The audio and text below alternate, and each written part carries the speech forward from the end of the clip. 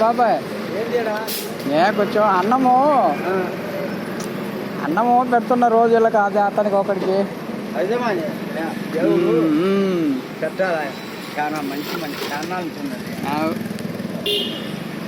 వాళ్ళు పాపము అడగలేరు కదా ఎవరిని.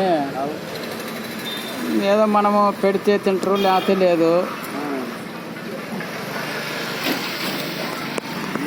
చాలా మేలు చేసిన పుణ్యం.